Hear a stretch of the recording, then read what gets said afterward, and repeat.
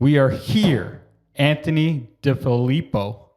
Almost. Did I get it? You got it. From Roma Bakery, Stony Creek. Welcome to Wainfleet. Thank you for coming. Thanks for having me. Yes, I just gave you a quick tour of Right Choice, our brokerage here. I was just at your place of business just a couple weeks ago, and I love that you're already here, that we just connected and we can chat. I was excited when you called and asked. Actually, right away, I was like, "Yeah, let's do that." Really? Yeah, for sure. So I really appreciate. Well, first of all, your pizza rocks. Thank you. And I was talking to your sis, and I'm happy because a lot of times, I shouldn't say a lot of times, I run into times when businesses are not happy with my review for different reasons. And I've never talked to you guys before, even though you guys are legends. I did a little poke and you guys didn't get mad. No, I actually wanted to set the record straight because people were asking me the next day. They're like, "Did you know this was happening?" And I had no idea you were there. And I think that's fair and the best way to do it. There was no bribery or anything like that going on. So after when I saw it, I was like, that is a legitimate review and a legit score. So I was really happy with that. Thank you. Yeah, that is, I get accused at least weekly that I'm getting paid from pizzerias, that I'm getting to give reviews or give them a good score or whatever. But the one thing I poked fun at you about was the cut on the pizza, and you guys did not get mad about that. And I said I was going to give you guys a pizza cutter for Christmas, but here's one. Well, if you really want to laugh after I saw your review, you want to know what I did the first thing the next day? Put a note in my phone. Go get new pizza cutters. Really? I went out. I bought a few more. We have lots at the shop. Thank you for this, by the way. Yeah, a little. We have a lot at the shop, but when you're cutting so many pizzas a month, a week, whatever, right? That's something that falls by the wayside. You're not the first person to bring it up, by the way. It's probably maybe the number one complaint, let's call it, is this isn't cut all the way through.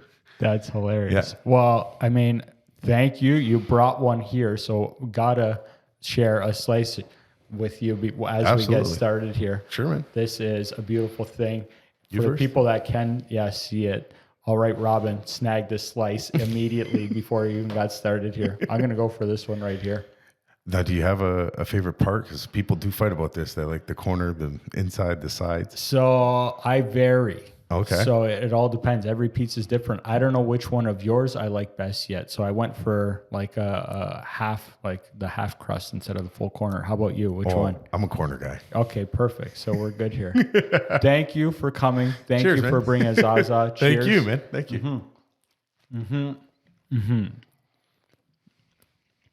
Absolutely delicious. This is not your first time having this pizza. Oh, no, not even my first time this week. So I do want to start from the beginning of Roma Bakery, but it's hard to start with the history when holding this bad boy and tasting this, because this pizza is delicious. And I think the first thing I got to talk to you about is what's interesting for the people that maybe have not had your pizza or not are telling me, let's start with it's not pizza. This is something I really don't want to get too far into because I feel like the argument or discussion is good for business. A lot of people will say, if this doesn't have cheese, is it pizza? Mm-hmm.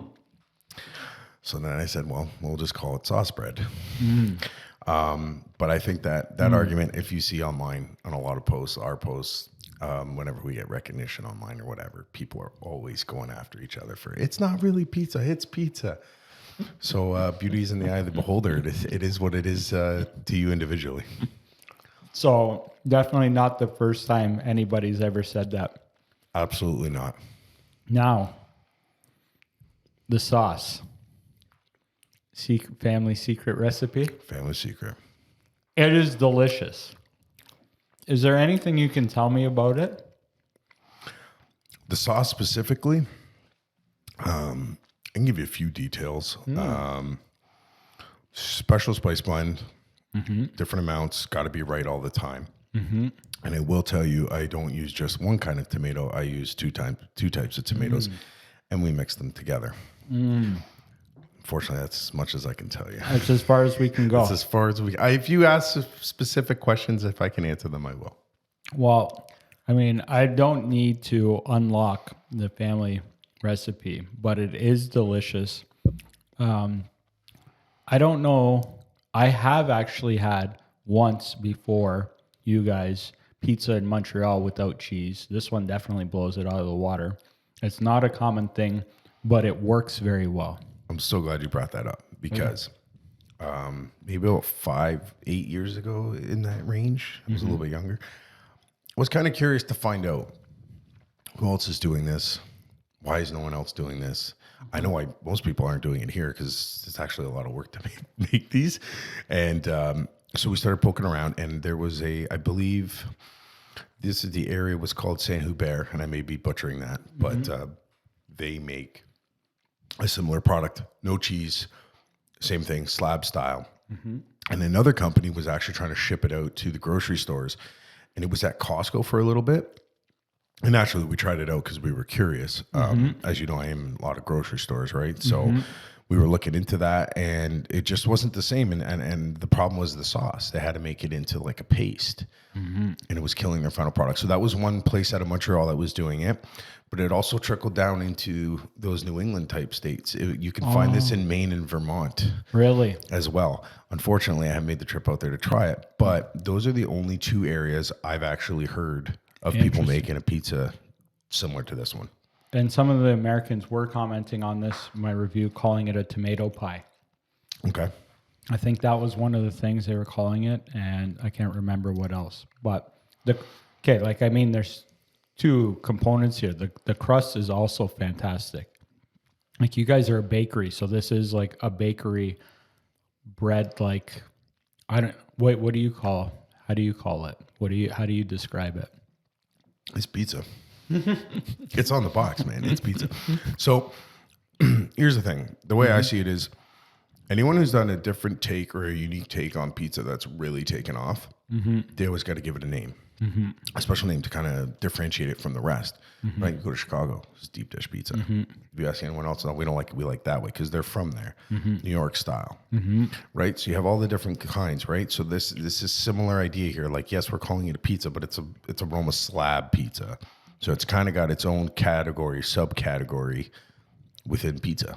So good. But like, how do you differentiate yourself, right? Everybody's making pizza. You either got to be really, really good or have a huge support in the area if you want to succeed doing this, right? So this kind of gives us a different angle on it, and it helps us, right? Anyone from Hamilton who's had pizza or knows about it, there's an association there. There's a nostalgic feeling that brings them back to when they were a kid and they're having a birthday party and there was Roma pizza.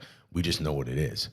You guys are one of the most recognizable, iconic places out that way, yeah? I don't want to say yes, but I got to be honest. I think that it could be true. I mean, we did a thing in the spec, I want to say about 3 or 4 years ago. And it was like Hamilton's food. And like, we came in second to like Granddad's Donuts, which I'm totally fine with because Granddad's makes good donuts. I got to try those now. You've never had them? No. Oh, you're in for a treat, man. They just revamped their facility. Yeah. But yeah, like to be like Hamilton's food up there considered for that meant a lot to us. You know, I just had dinner before you got here and I'm already on my third slice. It's so good. The last thing for now that I want to ask you about is the sauce texture or consistency, because it's like thick.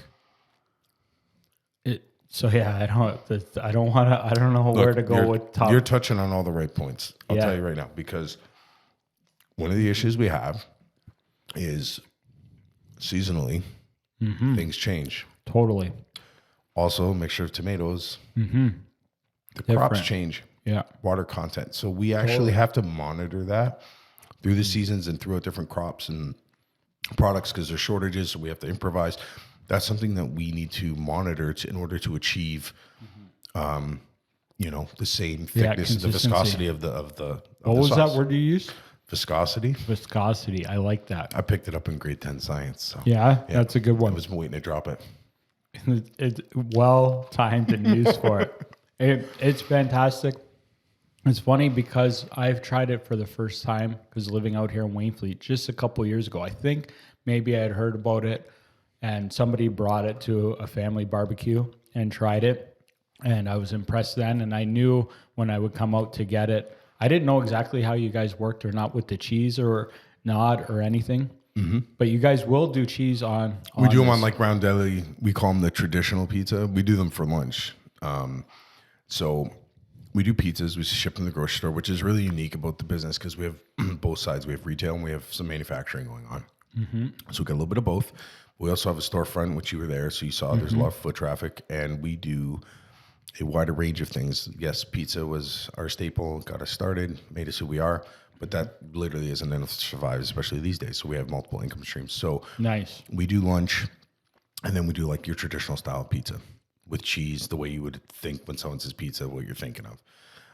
Then we do like our hot table and all that. So like we do that. We'll even put cheese on this for you.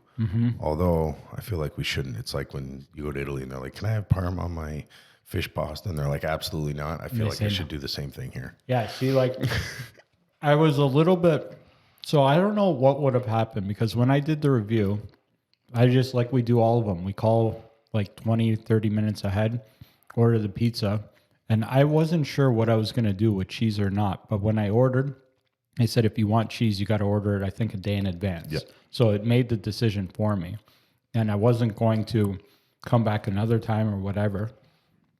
And I ended up getting it with pepperoni on it, which is not the original. It's not. either. This is the original. This is the original guy. And the reason they told you had to call ahead is because because we're selling to the grocery stores, my drivers go out like in the middle of the night, so they hit your grocery store by like 8, 9 a.m. So you're getting fresh product daily, which is important for the grocery stores because they don't want to sell day old. Right. So every pizza that we make is made by hand in the middle of the night.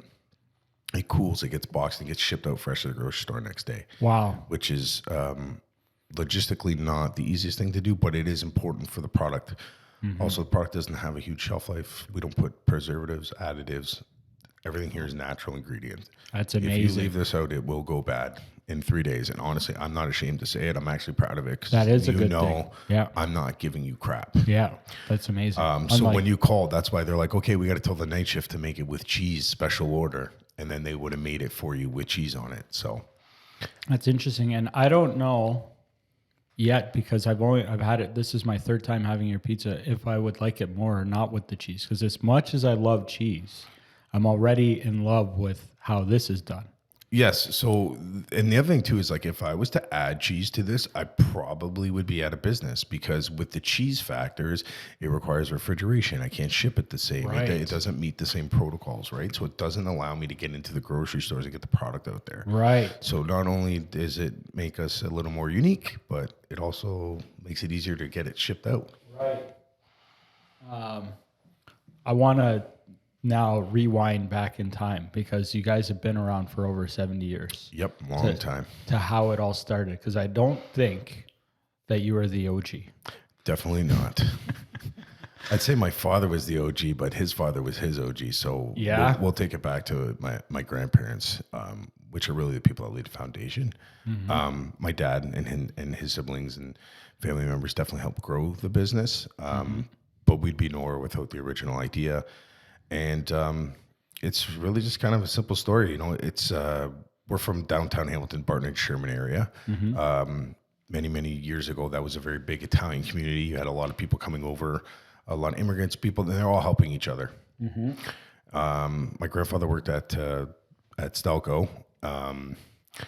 And I guess maybe he had enough. I'm not sure. But we had this house on Case and Ruth down on Barton and Sherman, and behind it was this huge shop building. And he just started making bread for the neighborhood. And we were making bread and pizza products and selling it. We would make it on one side of the building and selling it on the street side and on the other. And this was all right behind their house. It's amazing. When was this? That started in 1952 is when we like officially incorporated. 52. It might have started just before that, but we were officially a business in 1952. Gotcha. And basically things just grew from there. We did like door-to-door delivery service for bread, which was like, you know, a staple. We didn't have grocery stores like we do now. So coming there locally was easier for everyone in the community, and it just grew from there. That's awesome. And we have a discrepancy on how the pizza came about. Yeah? Yeah, we're not really sure. It kind of got lost in the mix over the years. Interesting. So we're not sure if my grandfather was in Italy and saw this somewhere and got the idea and then came back here and was like, okay, I'm going to try and do this, because you will find this in Italy. Yeah. It won't be very common, but you can find it there. Gotcha. One more. Yeah, go for it, buddy. No judgment here, smash.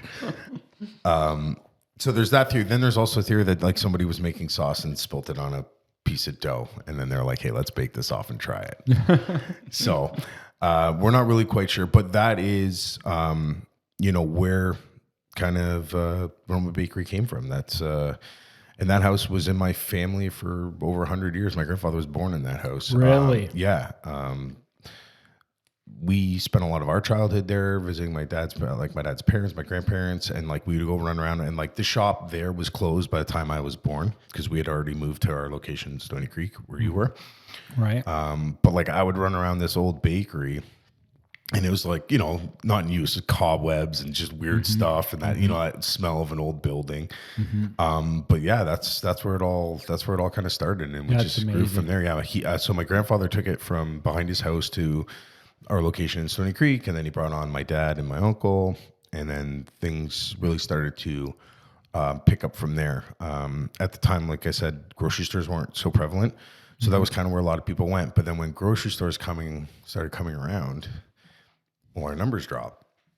It's like, hey, what are we going to do now, right? Like, you have to adapt, right? Like anything, business like an organism, they grow and adapt and all that, right? So from there, I think my dad or my uncle, one of the two of them, probably my dad, if I'm being honest, they were like, hey, we got to get in the grocery stores. How are we going to get our brand out there? How are we going to get people eating these things? How are we going to, because we had satellite stores. Oh, yeah? So we had these little tiny locations, one up the mountain, one down on Barton and Sherman, one in Stony Creek. Wow. And we were making making and shipping product to all the different stores. And then my dad, smart guy, thinking, paying for these stores, keep them open. Why don't we just sell the product out of the grocery store? Now I have wide coverage. I like it. Honestly, that decision right there, a lot of people don't think about it, talk about it. That's a pivotal moment. That's huge for us, man, because that gave us brand recognition. Right now, it's like you said, a household name. Now you're out there. But not only was it like, oh, remember that bakery that used to make those pizzas? Oh, I can't get them anymore. Now you can get them anywhere. So you don't really die. You keep growing. That's amazing. And I think that is, I think that was like really what solidified us in like the Hamilton community, is being able to, and that wasn't even that long ago, man. That was like early 80s. Yeah. Yeah. So that's kind of the shortest version of how we got here. Well, it's amazing.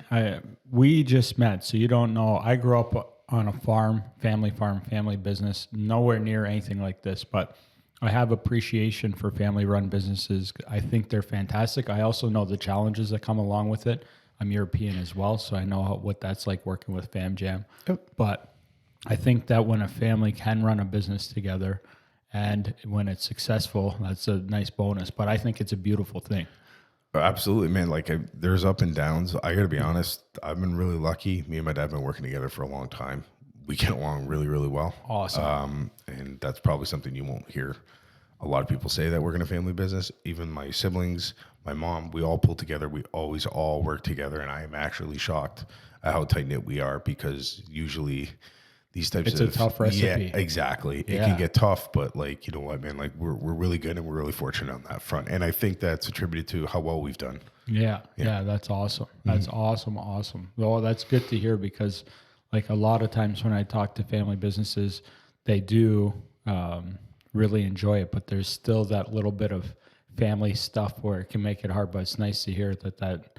I think if you're upfront and honest about everything and you talk about it and everyone stays included and we're all mindful of how everyone feels to the best of our abilities, I think that helps a lot. Totally. Communication's key. Communication's key. I mean, don't get me wrong. If my dad tells me jump, I say how high, right? Like that's going to help, right? You don't disrespect the person that's getting everything going. Yeah. But like I said, we're really lucky because for some reason we haven't killed each other yet. I love it. So who all works there from the family?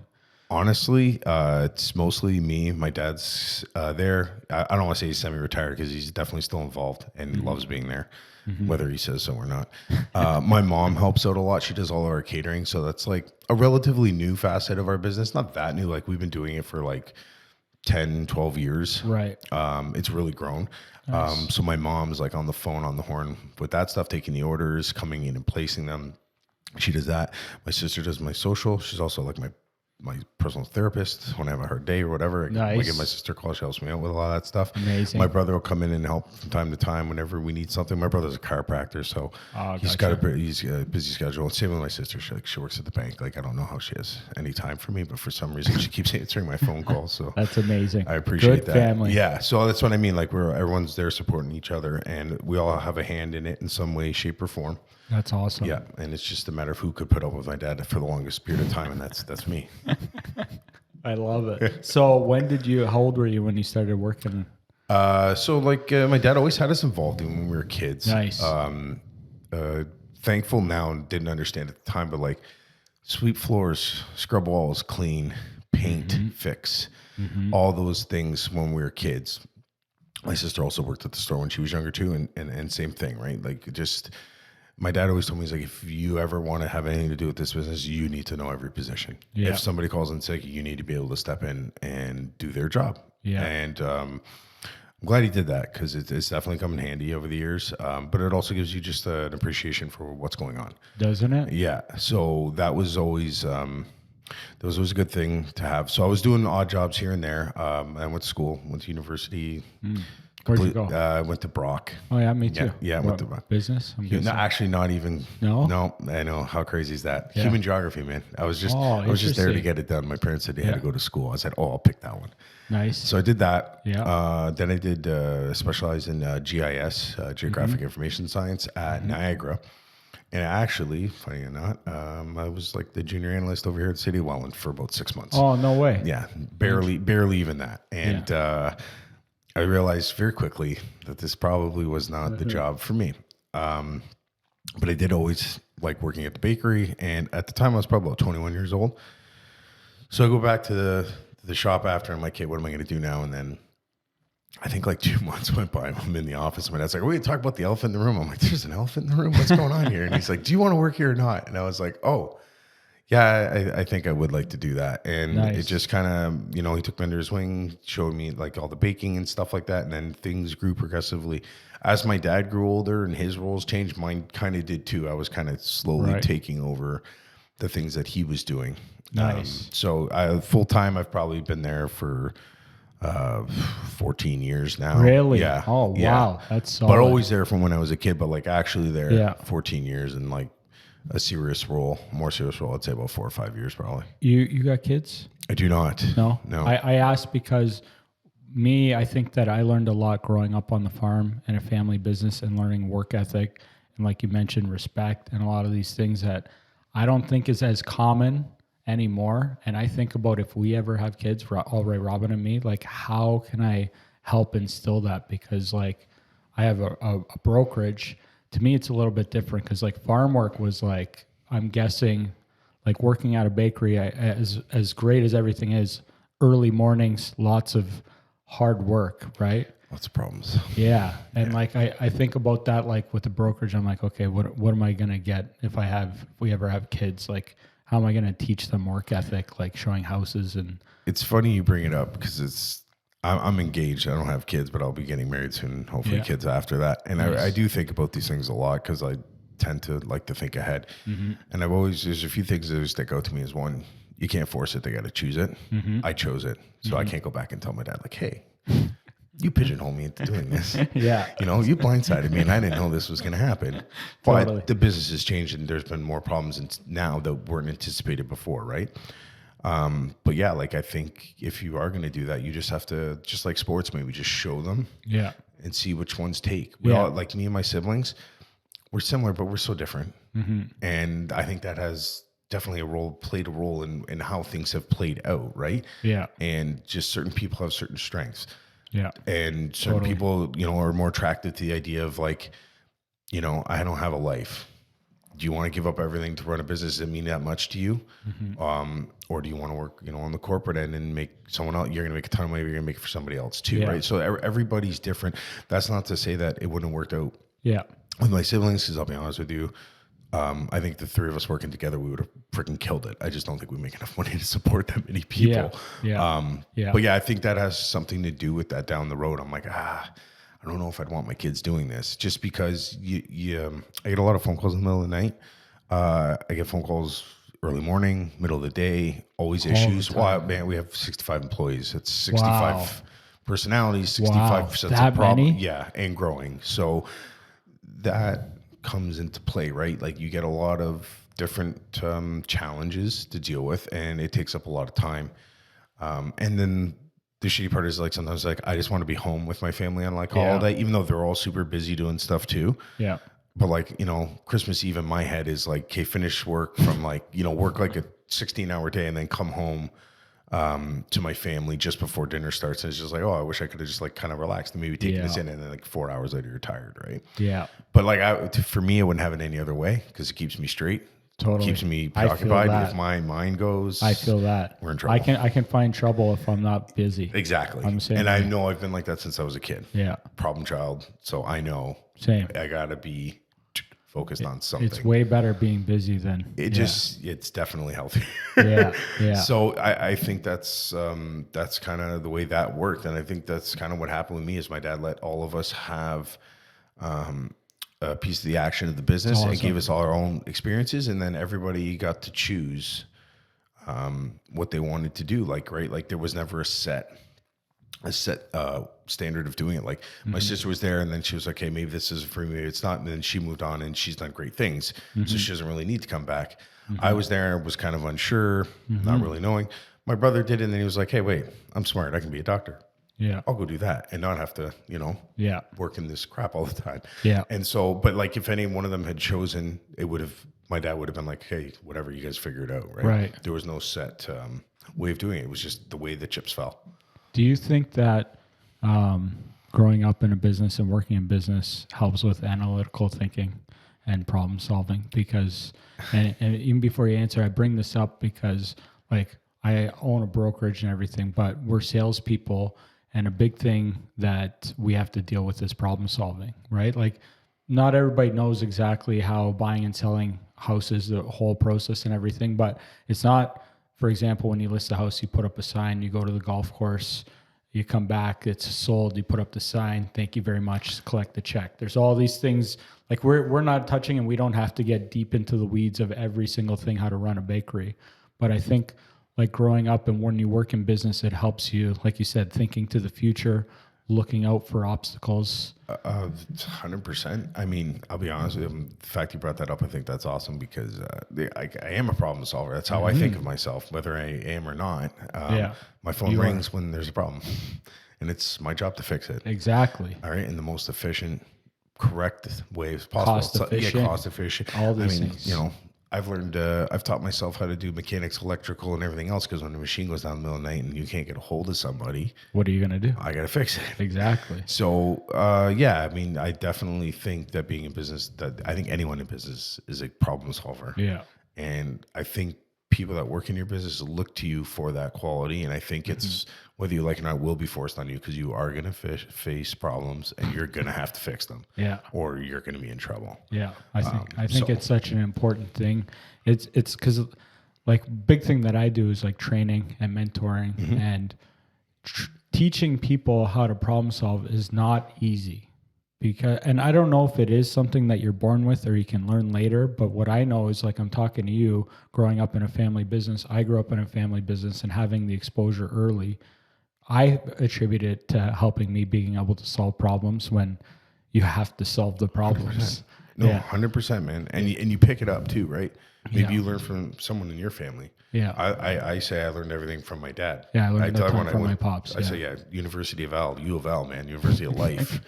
I just watched things happen over the years. I watched shit happen. I watched shit hit the fan. I'm like, hey, what does he do? Yeah. And honestly, to this day, sometimes when things go wrong, if I haven't experienced it, I would like stop and like, hey, what would my dad do? Yeah. And that's the logic I start from. Like, okay. Yeah. Most important, what's the number one thing that has to get fixed first for the rest of it to fall in place? Like, we got to do this in order to prioritize it. It's such an important thing. But if it's a skill you don't have, it's one you soon will. And if it's one you can't get your hands around, you're going to be in trouble. Yeah, definitely in trouble. And I think it's great. My pops passed away at 80 years old. So it was, I forget now, about 6-7 years ago. So it sounds like everything's great with your dad. definitely enjoy all that time. I don't think I have to tell you that. No, man, we cherish that. Yeah, but like every of the moment is a good one. So like it's awesome hearing that you have a good relationship and you get to do that. And yeah, because one day. Oh, I know. I always think I'm like, oh, what am I doing? Like, yeah.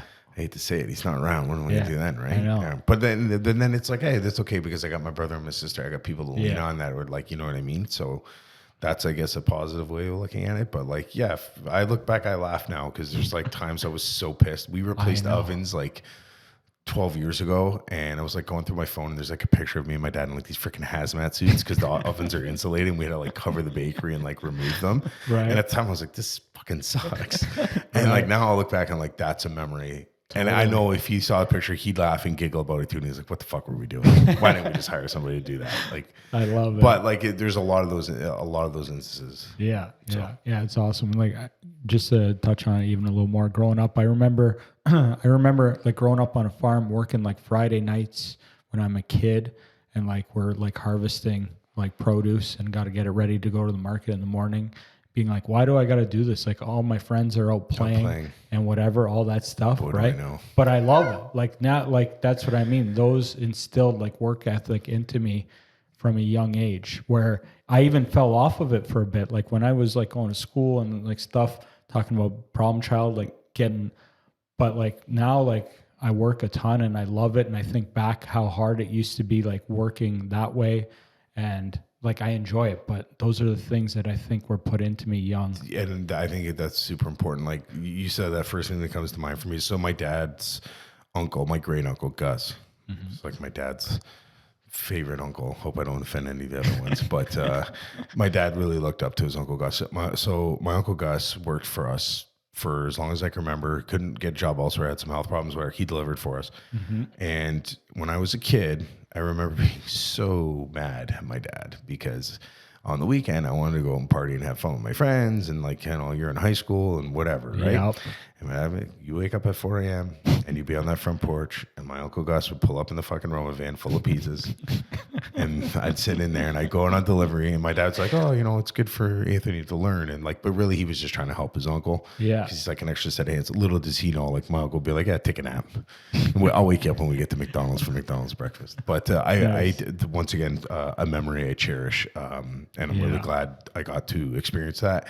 And those little things, they add up, and it does help instill the right ideologies and the right work ethic, right? So, and it was the first, as soon as you said that, I was like, oh, Uncle Gus story for sure. I love it. Yeah, because I come in there and he had like a box, and he basically like, because he's on the road all the time, this box had like all this stuff. There was like an electric razor in there. And like, I'm like 13, 14 years old. I don't have facial hair yet. I'm like, what is all this stuff, right? So it was cool. And he would do his route and pop in and see the local guy at the variety store and this guy here and, you know, a lady that worked at this store, and he would stop and talk to him. I was like, this is cool. It was a cool experience. That's amazing. So playing off of that, what grocery stores and where are y'all available? Like now, okay, so we have No Frills, Food Basics, Fortino's, Metro, Sobeys, Walmart. We do La Coco's, one location, La Coco's, and I might be missing a couple. That's still pretty impressive, all those. Yeah, there's about 80 total, and we span from like Oakville to Beamsville. So not Niagara. We do not make it because I'm DSD, man. Like this is the problem. We're at the point where it's like, yo, there's a demand for your product, but it's like, how do I get it there? Yeah. Fresh, like we talked about, right? Yeah. So that's kind of will be a new challenge, a new problem to solve, if you will. Yeah, and one that I seen that you guys coming up is you doing an addition or a build, or what is this all about? You guys are doing. That's a big project. It's been debating my existence for the last 5 years. We've been trying to, redo our flagship store. The building's old. Right. It needs a facelift. We've outgrown it. There's just not enough room. I can be selling way more product. The area has been growing, so we've been working on this for quite some time, and we've had some hurdles. It's been delayed. It's taken a while to happen, but we're right at the finish line now. So hopefully we'll get this thing up and running in the next couple months. Yeah. So what is it that you guys are going to be doing? Well, we're making the building double the size, pushing over, redoing the parking lot. Where it is now. Right. Yeah. Facelift, new equipment, more area so we can make more pizzas. We're going to offer some new services and basically really update this building. And we're hoping that'll take us to the next level where we need to be, because we've gotten so busy. I don't even have an office to work out of. There's like 4 people working out of an office half the size of this, the room that we're in right now. Right. Yeah. So definitely we need more space so that we can grow. And just like I said, updated equipment, more efficiencies, things like that. Just fixing all the problems we've had, Compounding. Exactly. Like just even maintenance issues, right? Like roof's old and, walls are old. This is down. The floors are bad. Like things need updating and fixing. And we just need that so we can better serve the community. I have a lot of faith in you, but I just want to, I don't know, be devil's advocate or what. Oh yeah. Let's do this. Yeah. So it's a big project. Huge. Are you worried that people wake up and say, I don't like this pizza anymore? No. I'm not worried. The demand is there. No, the demand is there. I'm more worried about we're borrowing a lot of money. Mm-hmm. I'm confident, but I am young, so it could come off as a little cocky. No, and maybe I might have not overreached, but I've never done any. I've done little projects in my life. I've flipped some houses on the side. I have a good amount of life experience. I'm good with dealing with the banks and all that, but I'm like, sometimes I'm like, I'm on the hook for some decent amount of money. Bucks. Yeah. So I'm like, okay, how are we going to do it? Okay. I look at the numbers. I'm a numbers guy. Love looking at numbers. Good. Can we do it? Yeah, I think we can. And I truly, truly believe that, but it is, I'm staring down the barrel at a lot of money, and it's just it is scary. Yeah, and also like being third generation. So I've taken some courses. I was a part of Mohawk's family business series, and like the numbers don't lie. Third generation family business owners have a less than 3% chance of success. So you said it before I did. Yes. Even though I don't feel that way, it's just numbers are numbers, man. Yeah, we're talking some numbers. Yeah, that are those brass tacks. That's the truth, and I can name you 100 reasons why. It's very easy to see. So for me, it's like, oh well, if this doesn't work, guess pin the tail on the donkey. Guess who's getting blamed for running the family business? So that I'm more afraid of that than I am of like, I'd go bankrupt and lose my house. No, I'm more afraid of being known as the one that messed it up. So that pressure though is motivating. No, I don't either. No, I think it's less than 3% of that happening. Yeah. So of the opposite yeah, side like I mean, we hope so. I mean, there's definitely growth. Even my contractors are like, by the time this thing's built, you've already outgrown it. Our business has seen growth for 12 consecutive years, which is like unheard of. Yeah. So there's a lot of things to take comfort in, but you know what?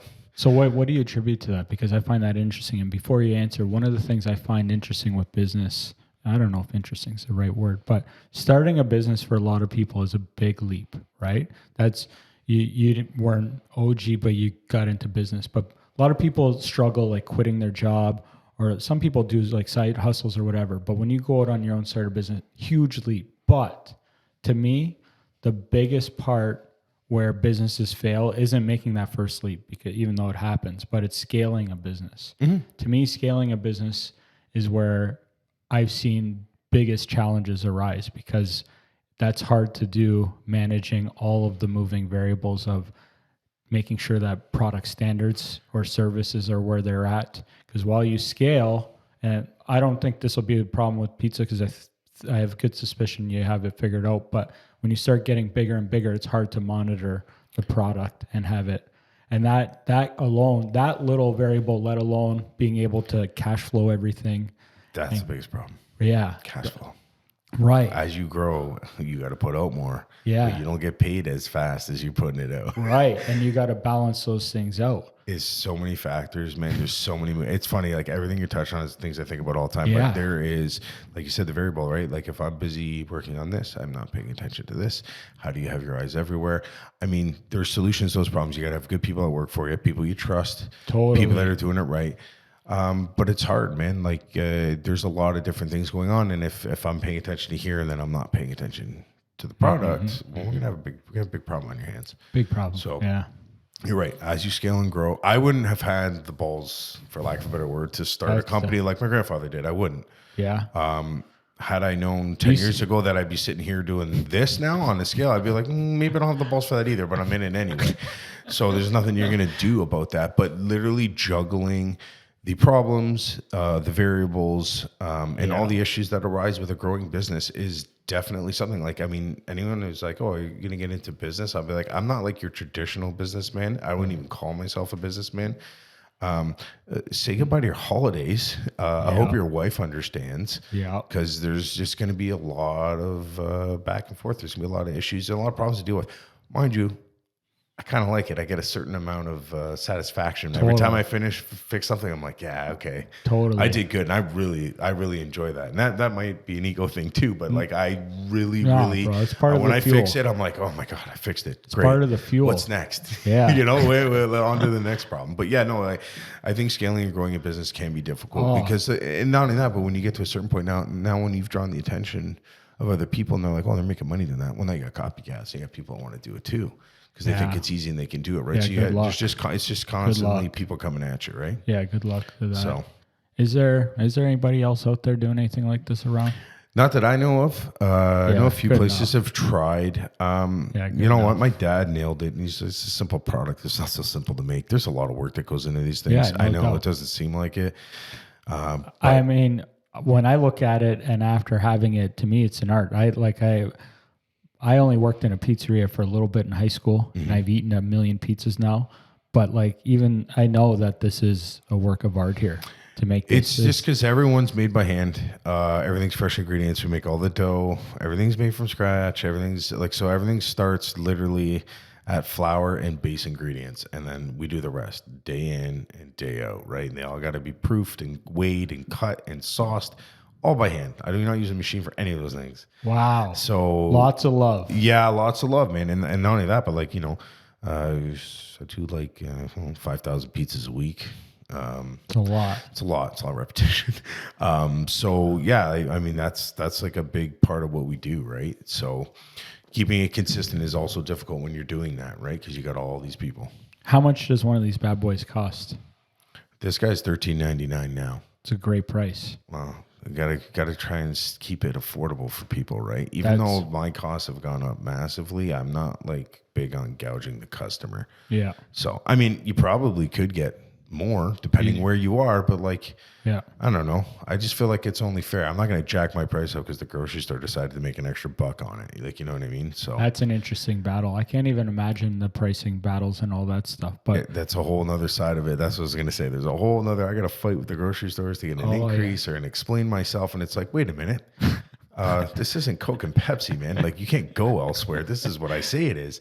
But you can't be like that, right? I have relationships that I've kind of taken over from my dad that like I have to maintain those relationships. I'm not going to piss off somebody that my dad's in business with for 20 years. So it's a balance, but like, $13.99 I think is pretty good value for what you're getting. Bro, it's not just good value. That is great value. Yeah. So, keeping the cheese off of it is not only healthier, it's more economical that way. You'd add an extra $12 if I had cheese on that thing. No cheese doubt. Is so expensive. No doubt. And yeah, like that's interesting because I don't know if I would like it with the cheese or not, but like, healthier and like that price, that's gotta be one. Not only is the product great, I don't want to take away from that, but that price is not shocking why it would be popular for so many birthdays and everything, because you got an amazing product for a good price. But like, here's something too. I'm like, I like it. Like, okay, I mean, it's a little bit cheaper. Like somebody's having like a stag and dough, a fundraiser, a big gathering. Like this is like a good way to feed a lot of people for like a fair price. A fair price. So like, it's not crap. It's not crap, right? Like you're giving them a good this is whole far product. From crap. Yeah. So like, you know what I mean? So I'm like, this is why like those are. I always tell people this because people ask me questions all the time. I'm like, it's not always about money. Like this, like I'm trying to do something here, and maybe it helps somebody out down the road. I don't know, whatever the case may be, but like it doesn't always have to be about bottom line, right? Like this is what we do. Yeah. If I won the lottery tomorrow for $100 million, you'll catch me at the bakery the next day. I'm not giving up on it. Like this is what I do. This is my purpose. This is what my dad did. This is what my grandfather did. And there's something to that, right? Yeah. So I feel the same way. I got asked that not too long ago when I was at lunch with somebody else in the industry, and they're like, if you hit the Lotto Max, what are you doing? I'm like, same thing. Going to work. What am I going to do? Exactly. What am I going to do? Like, and I just had that conversation with one of my newer agents, and he didn't believe me when I told him because he's still young. But I'm like, my day is already how I like it. I mean, the last 2 weeks I've been slacking because I was gone, but I wake up, do a little bit of work. I work out. I work. I spend some time with Robin if she's around in her shift, and maybe a little bit of work, a little bit more, shut her down. That's it. Somewhere in between, I talk to a couple friends or whatever. What else am I going to do that's anything different with a ton of money or less money? I agree. No, purpose is important. Yeah. It's not for everybody, but it is. And also like getting comfortable is like the comfort zones are like dreams that go to die, man. Like you want to keep doing things and moving along and growing your business or whatever it may be, forever, whoever it is. Yeah. You gotta keep going. Yeah. You gotta keep having problems. You gotta keep solving them. Sure that they'll always keep coming. Yeah, they won't stop. I'm sure. They won't stop. They won't. One of the things too you mentioned, I'm a little bit curious about too. You said you're engaged. Yeah. How long you been with her? What's her name? Her name's Marissa. We've been together for 7 years. Oh, amazing. Yeah. That's a good. Actually, she worked at the store, so it was fair. I said, you know what you're getting involved in. There's no, hey, I had no idea. You know damn well. She's well aware. She's well aware. My mom warned her too. Yeah. She's like, let me tell you. Let me sit down. I'm going to give you some little tips here. You got a date set for the wedding yet? Yeah. Next year, July 27th. July 27th. Yep. Nice. Solid. Yep. And yeah, she's been around long enough. And if she's She at the knows. store, she gets, because that was something too. I've been with Robin 10 years. And when we started just dating, I was just getting started in real estate. And I told her that once I get in, she was with me before I was in real estate, just before I was in schooling. And I'm like, life's going to be way different. I remember telling her, and she adjusted well, but it was still an adjustment because I work a ton too. And like that can be tough. If you have a chick that's understanding of that is key. It's huge. I'm really thankful for that too, because she has those, sometimes she does probably get a little upset and doesn't tell me, but like always like, oh, I get a phone call in the middle of the night. I got to go. Okay. I'll finish this stuff up. And when you come home, everything will be done and it's fine. Or, I can't come here. I can't do this. Or there's something happened. I have to leave. Whatever the case may be, she's understanding. Mine just only been 7 years. Maybe we should talk in 10 and see if she still feels the same way, right? Yeah, 7. Yeah, 7's still a good thing. Imagine the guys out there running businesses too without understanding chick or spouse, or I shouldn't even say guy. Yeah, whoever it is. Yeah. Right? Imagine having that as a different variable. Man, it's huge. It's the person, male, female, whoever it is, the woman is the business person, the man, whatever it is, whatever your support system is at home, if it's not there, you're going to have a lot harder of a time, right? Because it's just now you're adding more problems on top of problems. And I mean, I'm selling to Marissa that there's a light at the end of the tunnel and it won't always be like this. Right. And maybe I'm not lying. I don't know. But I'm like, I'd rather try. We should try and see what happens, right? And just see how it goes. I'm not surprised. I'm pleasantly surprised, but I really like your attitude and outlook on everything. Like we just met 10 minutes before you came here. Here. And I love seeing it. And I like the business being around for 70 years. And if you're like this, I'm sure there's similar apples and trees with your pops and grandpa. Yeah. So I'm not surprised to see how you guys could fight the battles of being in business for 70 years because like you have the right attitude to come at it because learned. It's all learned, right? And then some of it's like coping. It's like, what am I going to do now? I'm screwed. Does it ever end? And it's like, okay, how do I keep myself sane? I just keep telling myself these little tidbits. Make me feel a little better about it, right? No doubt. Yeah. No doubt. Well, you have to, right? Everyone's got their way of dealing with it. And my way is like, stay positive. Don't forget where you come from. Mm-hmm. Do the right thing. Mm-hmm. You know what I mean? Those little things, those little call like a moral compass. Yeah. That I think that helps keep you on track, man. So much. Because it's easy to get swept up, man. There's a lot of distraction, especially in the world today. There's a lot of distraction out there. There's a lot of things going on. Mm-hmm. But like my dad's dropped some little tidbits along the way and I've always kept them in my back pocket. And I'm pretty sure some came from his dad. So it's like I feel like I got that directly from the main OG, right? Like he left it to like, my dad, and then my dad would tell me things, and like so many times in life something would come up or someone works up like, did you hear about this and that? And I'm like, yeah. And then I'm like, hey, don't talk about it. Because my dad always said, don't worry about what everyone else is doing. Focus on what you're doing. Mm-hmm, mm-hmm. And that's helped me several times. That's amazing. Right. So it's like those little things. I'm like, don't focus on the noise. Focus on your goal. Yeah. Stay with what the plan was. So key. It's helped a lot. What other stuff do you guys have at the bakery? I know, like with this is sitting here and everything, and this is the OG. Yeah, this is. But you guys have some other things going on. Yes, we do. Yeah, and all the things I will list for you are part of the things that are going to grow in the expansion that we're going to offer more of. So we have some freezers, but nothing crazy. Frozen lasagnas, frozen pasta, stuff like that. That you guys make. Yes. Lasagnas we make in house. Then we have our deli. We have our pastry. We do cakes. We do wedding cakes. All the cakes themed, all that stuff. Lots of pastries. We do deli. We have the hot table. Obviously, we have bread. And then we have like small grocery items. I don't even call it like a grocery because it's just a shelf. Right. But when we grow, there will be more of that. I'll have bunkers, rows of stand-up freezers for frozen products and more imported stuff. The deli will grow like double the size. The hot table will grow. We'll offer grab-and-go items because the city's planning on building a bunch of apartment buildings across the street, and actually one's almost done. So rolling it back to what I went to school for, GIS happens to fall into city planning. Right. So what did I do when we were like, hey, Dad, do you want to do a huge expansion? Hold on, let me pull the city drawings and take a look at them. I'm like, great, we have a plot for 4 new buildings here, and across the highway, they're putting the 3 biggest high-rises they've put up in the last 50 years. Amazing. So I'm like, okay. People. Demographic. Yeah. It's here. Yeah. So we knew we had to grow on and just kind of go from like our little humble bakery to like maybe more boutique kind of grocery store type thing. So we're going to have more grab and go dishes out of the hot table for that. Cause I know, we all live in today's world. Yeah. Who has time to cook anymore? Yeah. And it's just like, oh, pop in, grab this, pop in, grab that. And it's funny because they talk about the economy, how hard everyone is having it. And I'm sure people are. I'm not downplaying it, but I gotta be honest with you. When I sit in the store and see what people like when they come in, what they're buying and things like that, I'm like, okay, people are still shopping. I'm safe to do this. Yeah. Because that was my biggest thing is like, I'll let the people decide. Is it that bad that someone's not going to grab an extra bag? And if they're not, that's totally fine. I'm just saying, is there got to weigh it out? Yes. Yeah. Is this going to be a go, or is it that bad? Right.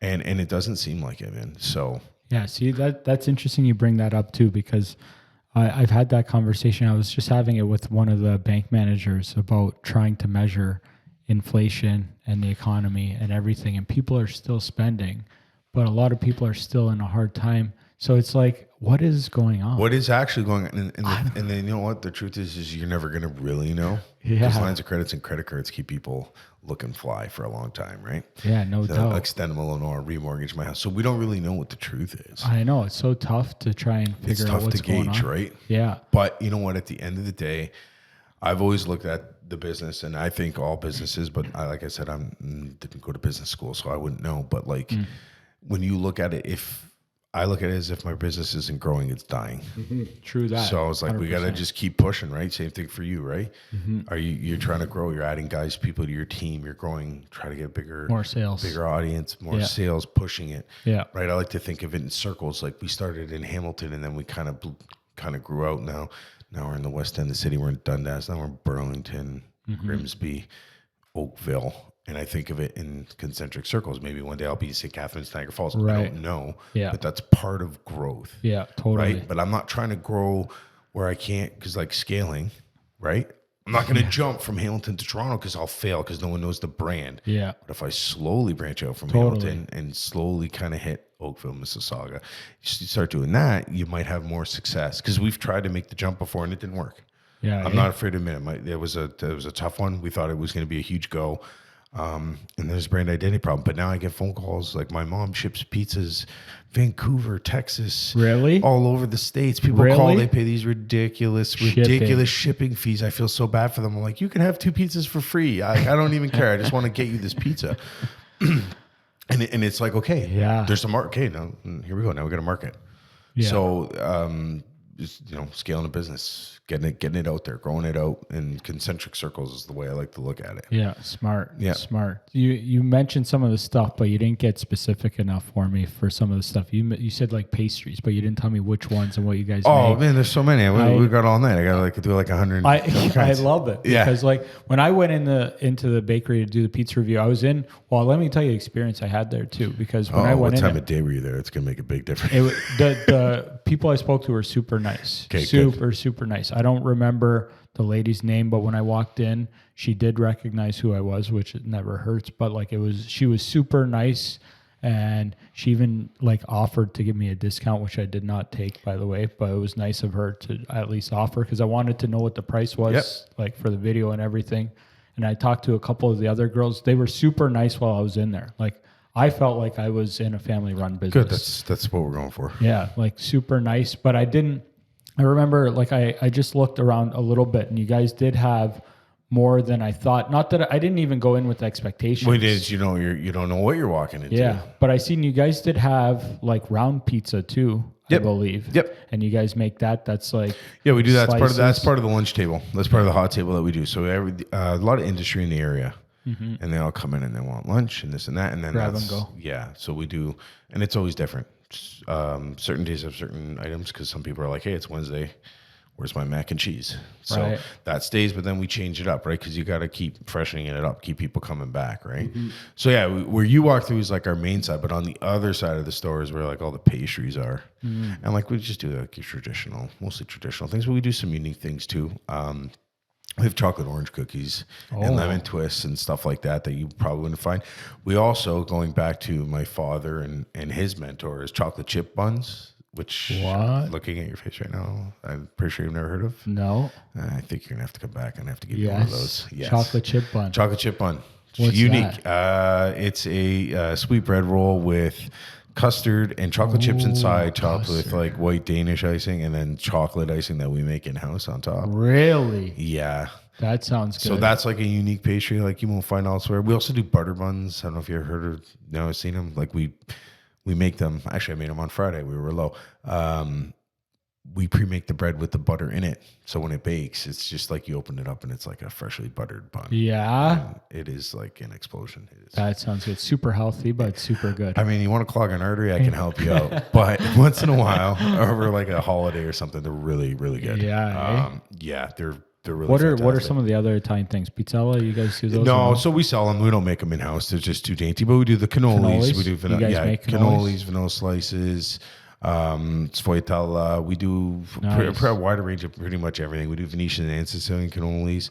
We do a lot of cakes. Wow, a lot of different cakes. You guys make all these things and it's all good.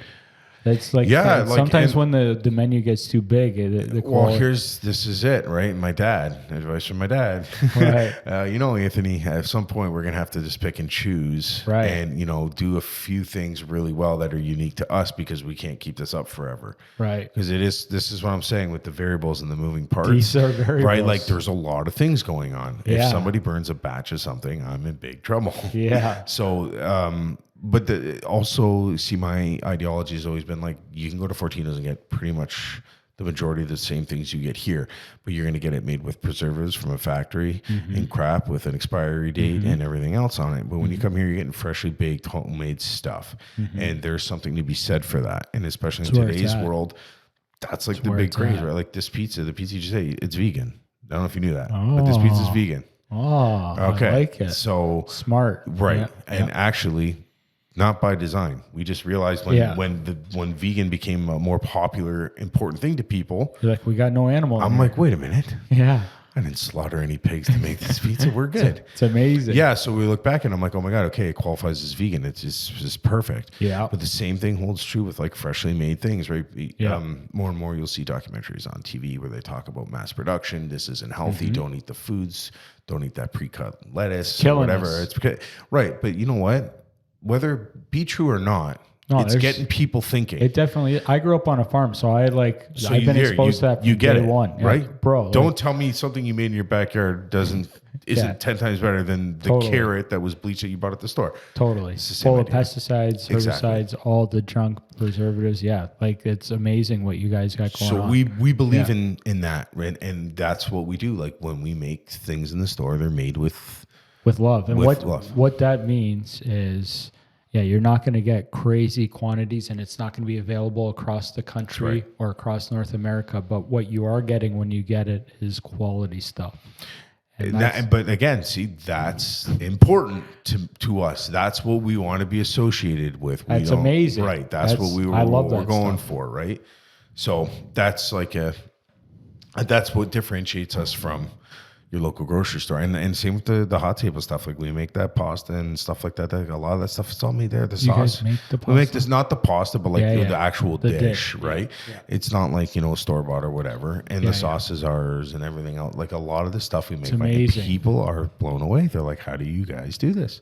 So talking about what you eat, do you just get to take food? Like, do you cook at home? How do you manage dude. with what you actually So I've recently gotten into like going to the gym and trying to make healthier life decisions. Yeah. Good. So they got me on like a diet. So I actually pack my own lunch because I like weigh my food and only eat like natural things. So what kind of you doing like whole? Yeah, just like, like if you're going to eat, like eat Lean chicken, proteins? like eat chicken, veggies, Yeah. that stuff. So I bring it with me. Although I could get it from the shop. This guy's like, no oil and spices only. yeah. Like, oh, Yeah. terrible. Yeah. But it's hard when you're surrounded by temptation in the bakery. Like if I was like, oh, I'll just eat at the shop today. You look pretty good for being at the bakery. Well, this is it, right? Yeah. But then I was also scared because what if people are like, hey, shouldn't he be fat? Is his product not that good? He doesn't eat his own stuff. So I was like, oh, this might be bad for business. This is I talked with another pizza reviewer and he doesn't cut me up too much, but Frank, YYZ Frank, I don't know if you've ever seen him or not, but one of his lines is never trust a skinny foodie. Well, you know what I mean? I know. This is it. So it's like, oh my God, okay, what am I gonna do? No, but like, I mean, How long you been more on the food on the healthy food train? it's been like 2-3 years. I actually ruptured my Achilles tendon last year. Oh wow. So I was in a boot and like not walking for about a year. So then now I'm back on the train again. That's tough. Also, try running a business from a wheelchair, and an intense amount of pain is not fun. Yeah. I learned a lot from that experience. So it's been about 2 or 3 years. My problem was I had like, I was eating all this shit at the bakery all the time. I was probably an extra 60, 70 pounds heavier than I am now. Oh yeah. And, what goes with that is like, high blood pressure, sleep Yeah. apnea, not good traits You when wanna you're be running around a a while. business, right? Yeah. So, and you know what, my dad, it's like almost 67 years old, guy cycles, he's in better shape than I am. And I'm like, maybe there's something to this because that gave him longevity, right? Yeah. Like he's been around and he can still come in and throw down with me like he did when he was 35 years old. That's right? awesome. So I kind of taken a step back and look at it. I'm like, hey, I need to stay in better shape to run the business properly because if I can't, and I learned really quickly when I tore my Achilles tendon that an absent owner is not good for business. That's not a good recipe. Right. So I was like, okay, I have to take this more seriously. I got to be careful. Although I definitely snack on a few things here and there throughout the day. Quality control. Quality control is going to be done, man. I can't just leave that up to anybody, right? Yeah. So that was, But when I was younger, I would definitely just eat Roma pizza and pastries all day. All the good stuff. Oh yeah. We make our cake. So our cake, we make it from scratch. There's also another unique thing most people don't know. Most people buy their slabs. Our slab cakes are made in-house by hand. Really? Yeah. I got to get more stuff. You come back down. I'll give you a little. It's all good. Yeah. Give you a little thing. No reviews, okay? No worries. just straight goods. Yeah. But yeah, like I'll taste a little bit, make sure I didn't forget anything. Yeah. But those little nibbles add up, right? They all add up. Yeah. It's a challenge. Yeah. So, okay, but I want to hear more about like your actual diet because like me, like I used to be way bigger. I've been thinner. Right now I'm heavier than I want to be. I've been slacking on like my food even more. Like not when I was losing weight not long ago, I maybe would have had, I don't know. It's hard for me to just have one. It's hard. Yeah. Like, for me, it's easier to have zero than to have one. I'm the same. Because you've only have one. I think how many? I had one. Yeah, you're doing good today. But Holding myself back. Yeah, but you're tempted with this more often. But yeah, no, like my What's trainer, your morning? How do you do your morning? So I try to go as long as I can without eating. So here's the thing. I'm on like eat less than 2,000 calories a day. Yeah. So if you're not hungry, don't eat.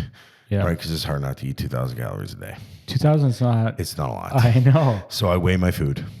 So in the morning, as gross as it sounds, No, I like this. my sister just finds this very cringy. No. I eat ground beef. It's awesome. 6 ounces of ground beef I love and it. 1 ounce of mixed nuts. Okay. Bro, Bro, that's your great. That's your breakfast. Yeah. Your Extra lean ground beef. extra lean ground beef. Yeah. Little taco seasoning. That's it. And that what's that take you up to? Like 400 calories? Yeah, it's about 450 calories with all said and done. Okay. That's 450. Frankie. Yeah, it's breakfast. Lunch is either No hot sauce on the beef? if you want. No calories. you? You can do that. No. You just go salt and pepper? Just I do the taco seasoning. Taco seasoning. And that's right, it. right. Just taco seasoning and Yeah, it's not the best, but Okay. you get used to it. Yeah. So I eat that whenever I'm hungry. I get to work. By the time I'm at the shop, maybe I'll eat at like 10:30. Okay. A little late for breakfast, but I'm trying to. Breakfast is first meal of the day. You know what I mean? 10:30, If 12 I usually have a coffee in the morning. Yeah. Black. Black? I Cream? struggle with black. I could drink black. No, actually, monk fruit sugar, man. Okay. You heard of it? No. It's pretty good. Yeah. It might, it's a little bit healthier. it's like stevia, but it's natural. So Okay. fruit, the ground dried fruit. No weird aspartame aftertaste, I guess. I like it. A lot of people don't. What? It's lower cal than like if you did Zero. honey or Zero maple cows. syrup. Zero cal. Zero cows. Okay. Life hack. Interesting. Boom. Okay. Right? So a little bit of that in there. If you want almond milk or whatever, it's up to you for your calorie count, whatever. But that and black is totally fine with me. Yeah. That and then the ground beef and the nuts. And then for lunch, it's either 4 ounces of chicken in a salad or 4 ounces of chicken with veggies. That's light lunch. It's light lunch. 4 ounces is not a Not lot. much, less than the palm of my hand. Yeah. Yeah, Holy. not much. Eat that, and then dinner is another 6 ounces of a protein, 1 cup of broccoli, and a salad, smaller than the one you had for lunch. And that's it. That's it. And on a workout day, Okay, you get a little you bit can earn more. a carb. You get a cup of rice, white rice a or long medium grain? potato. Yeah.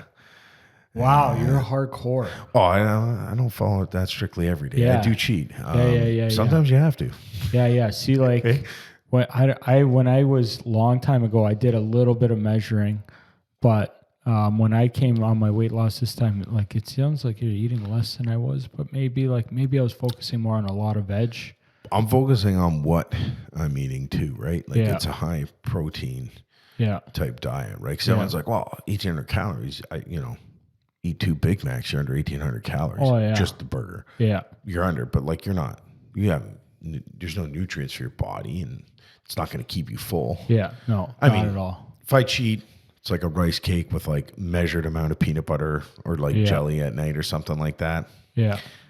So how often are you working out? And what do you Well, do? that's the problem. I don't go enough. I only go to the gym with the trainer 2 days a week, and then I always say I'm going to do more. Also, full disclosure, I golf a lot. Oh, that's good. Not a lot, not as much as I'd like, but that's like my thing that I do to like relieve myself of everything that's going on. If you ever I like want to just being golf, outside. I don't golf much, but I have a membership down here in Port Colborne. So if you ever want to go, There we go. I can Port bring- Colborne Golf and Country Club. No, that's it's at Whiskey Run, but Whiskey Run, okay. Yeah, Whiskey Run. But Port, I played at a long time. Yeah. So Do you walk when you golf? I don't because my Achilles, right? My Oh, leg is still yeah. kind of fucked up. Yeah. So I don't want to take that chance. But I would like to walk. So Still, anyway, you get a little bit of exercise. a little bit of exercise there, and then the gym twice a week. But I would definitely like to go more. How long until your Achilles is like fully? Oh, who knows? It's that bad, eh? Yeah, definitely. I wouldn't recommend it. It was not fun. I can walk okay now. I still haven't tried running. I think the doctors told me maybe next month I could probably start running. Yeah, I can still lift weights and do stuff like that. It's just those quick side to side motions, right? And it's like in your head, you have this. You know, you remember it happening. Like, what's it going to happen again? Yeah. How'd you do it? Playing soccer. Yeah. Yeah. I'm nursing a little bit of a foot soccer injury too, but not an Achilles. Well, just be careful. Yeah, I know. It's bad. It's these turf fields. It's like they say in the NFL now. Everyone's doing it because of the turf fields. I did it on a turf field. Yeah, eh? What an eye opener. I was like, I should be thankful every day I can walk with 2 feet when that happened. I was like, holy cow, this is crazy. Actually, my dad was away when it happened. He was leaving for vacation, so I had to do everything with this boot on in like crazy amounts of pain. I didn't think it was going to be that bad. And then I was like, oh no, this is freaking terrible. Like this really hurts. So it took a long time. Then I kept re-rupturing it because I kept going back to work. So like a machine broke down in the middle of the night and I was trying to like winch it like open with like a bar, and then the bar slipped and my foot came down and boom, it snapped it again. Oh no. And then I was actually, thanks to my sister, I was living with her during this whole ordeal because she lives in a bungalow. So she only had 3 steps. So the doctor's like, hey, start walking at home with the boot off. Like you're there. Oh, this is great. End in sight. Yeah. I'm walking up the stairs. What do? Slip, boom, put my bad foot down, boom, snap it again. Oh, yeah. So something that should only take 8 months took me like a year and a half because I re-ruptured it 2 more times. But like that was 2 more. Yeah, 2 more. Yeah. So that feeling is Yeah. like burned into my brain. So like if I run, like I'm afraid that's gonna Yeah. happen, but it won't. Honestly, like You're almost there. we're there. Like Yeah. I'm lucky I'm there, and yeah. See, there goes my extracurricular soccer's done because like I can't afford to like not be at work. Will you ever be able to play again? They told me probably you could, but we wouldn't recommend it Yeah, because they don't do surgery for it anymore unless you're like a professional athlete. And I was like, well, Really? that's ridiculous. Yeah, eh? Because I was like, if I was to pay you, would you do this? Am I going to the States right now? Because I was looking it up. I'm like, how much for Achilles surgery in the States? And I was like, maybe. Lots. Yeah, crazy. Lots. Crazy. What about Mexico or something? Yeah, I don't know. And then I'm like, no one's sort of like, oh, maybe don't mess with it. It's not so bad. People do it. And listen, it worked. It really did. And I couldn't figure it out for the life of me how you're going to get something to repair itself Right. after you just ripped it in half. But it worked. So Interesting. I'm just like, now I walk and like I don't feel it. But for months and months, I'd wake up in the morning like, oh, my leg is so sore. Or like walk down the stairs, I think I'm going to fall. But it was tough because like, I'm like, oh, I got to go to work. How am I going to do this? I was Right. literally driving around with a tow motor with my foot, like half off the tow That's motor, unloading a crazy. truck. There was no other way. That's crazy. Yeah. Dealing with injuries. I Yeah. don't like So now it's like, okay, it. was that really worth it? Nope. Yeah. So there goes that. So now I'll just stick to golf. I'm Yeah. not complaining. It's hard to get injured in golf, No. Yeah. If you turn a little too hard, you Yeah. pull your hip. but not too bad. No, you're good with golf. More food stuff. Where do you like to go to eat when you go out to eat? Honestly, man, like we are a foodie family. Yeah? Led by my sister for sure. I like it. Actually, before I mention where I eat, my sister does these cool pop-ups. Yeah? Yes, these pop-up dinners. We've done 2 of them. She absolutely kills it. She's a crazy attention to detail, and she uses Roma products, and she basically takes them to the next level and makes them like super gourmet. Amazing. It's something she loves. She's really good at it, and the food's fantastic. And we enjoy it too because our whole family is involved in some way, shape, or form, and it's just really, really unique. So. When's the next one? Has she said She's it? doing one in January. We're just working out some more kinks. The one in January will be a new menu, so I'm a little excited because I haven't seen what she's coming out with. But Amazing. I'll have to try it. Oh, it's insane. How man. long will it be popped up for? So we just do it one night. One night? We just one night. You just get one night. Yeah, we're supply and demand. We just pop up. Hey, we're doing it this day. Tickets are on sale. And once they're sold, they're sold. We don't do any favors. We don't help anybody out. We let it go to the public. Our first one, we had politicians, people we do business with, people come down. It was really, really cool. And that's like because my sister really likes to cook. We've been lucky our whole lives. Every Sunday, my mom would cook, and now my sister does it and helps my mom. They do it together, but like we have always are surrounded by food in my family. I love it. Yeah, and we're really into it. It's Where like what do I brings us find together. out about the pop-up? So you just follow. I'll give you the link. It's Sorella. Look on Instagram. She'll post it on her Instagram. So that's where I got to keep an eye open. Yeah, see, Sorella in Italian is sister. She's Yeah. my sister, and it's also a sister brand to Roma, so it's a little bit of a play on words. Beautiful. But it's really, really cool, man. She takes it to like the next level, like crazy decor. We Where- have people that where? work at the shop come in and help us, run the event. And she probably does all the cooking and Where does solves she all the have problems. them? So right now we've been doing that at my cousin's restaurant, the Trocadero. But we're thinking next time we might be trying somewhere else. We might go back there. Like we're not quite sure yet. Not booked yet. Yeah. Well, we got to Yeah, figure that out. But she's working on the new menu first. What did she do on the last menus? Oh, it was crazy. I wish I had the menu card here to show you. Yeah, she played homage to like my dad's brother that passed away on one of them. Then she referenced my grandfather in a few. So like the first dish was like 3 was like Roma pizza. With the fixings on top. And then she had like a chicken cutlet one, which was like something her grandmother, like Nonna, Nice. used to make for us when we were kids. Nice. And then she did one so I do a lot of porchetta for a lot of stags, and we do it at the store, and I do it for weddings. So my sister did like porchetta on top of like a pea puree. She did one with gnocchis, homemade. This girl made 800 goddamn gnocchis by hand. And let me tell you, I enjoyed every one of them. They were fantastic. And we fried them up in a pan.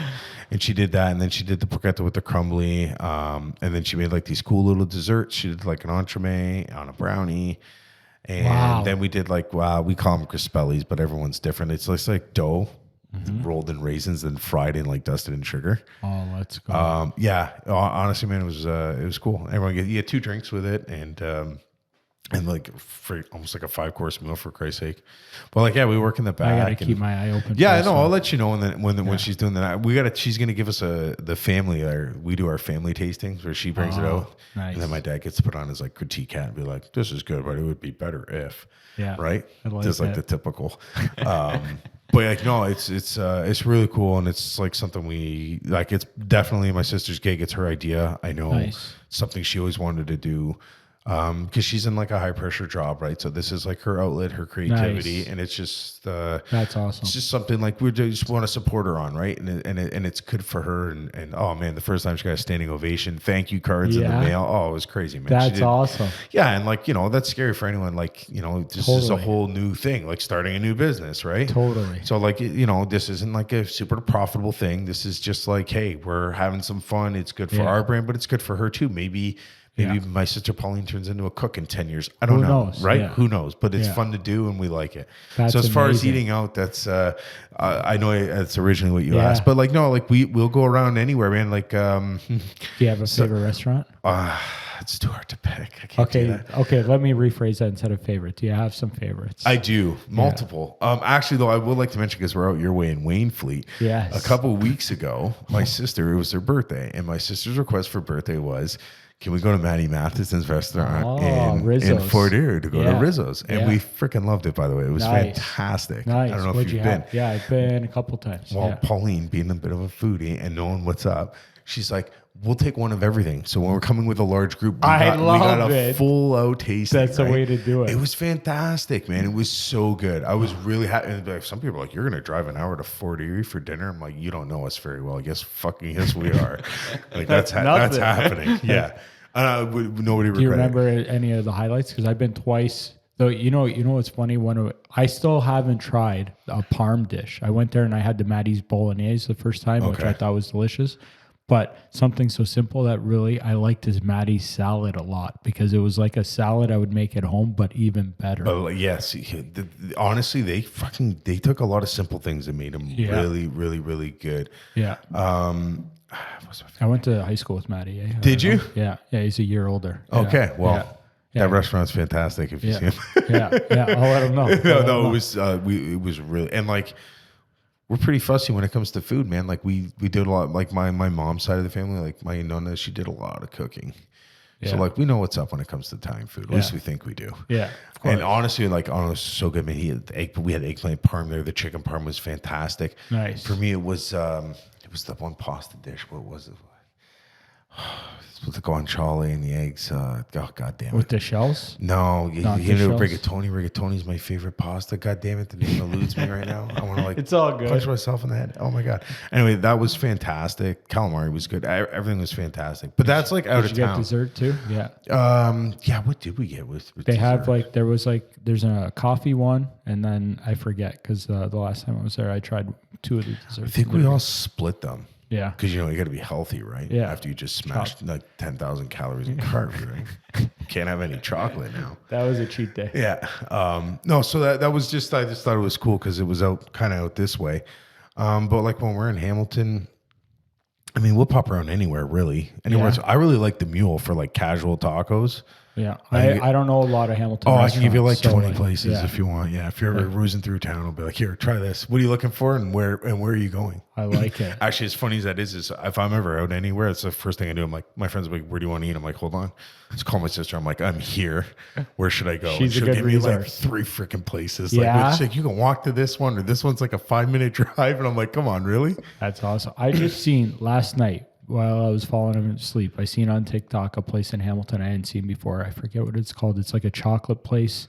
It is close to Original Pizza, so I don't know what street that is. Original Pizza? That's on Kenilworth and Queenston. Original Pizza. I used to go there in high school. I want to check this real quick because I seen this place. Robin's got a sweet tooth, and I seen this, and I'm like, I gotta go and take a look at this place. And oh yeah. I just want to pull this up real quick to see if you've heard of this one. I think she's only been there a year. The Dessert Co. DSRT, and she's on. I'm not sure. This is the TikTok though, And I'm like gonna she have to makes check it out. chocolates and like I don't know, she had like I think she was calling it like garbage cake because I think there was like a bunch of stuff in it or something. I'm gonna have to check it out. I'm not familiar with it. I'm gonna have to check that out. Yeah, when I looked it up, I was shocked because first of all, I was impressed that she had such a good following on TikTok and everything. She's on 1439 Main Street East. Yeah, that's in the Kenilworth area. Yeah. Yeah, by Original Pizza. Yeah, I don't know up from down out that way. But yeah, no, man, there's a lot of good restaurants. James Street, Born and Raised, is good. Is good restaurant. Chima's really good on lock. They make good pasta, good pizza. The French, which is kind of owned by like a conglomerate, I think. So they own like 4 or 5 restaurants that are all like absolutely fantastic. Right. There's a lot in like that downtown area now where like they're just popping up everywhere. I like it. And they're really good, man. Good food scene out that way. There is, and it was never like that growing up because, like, you know, the original bakery was on Barn and Sherman. It was like, you know, you didn't really, if you weren't from there, you didn't really go there. Right. Well, now you can walk around freely, and they got great restaurants all over the place. Yeah. Eh? Yeah. You ever do?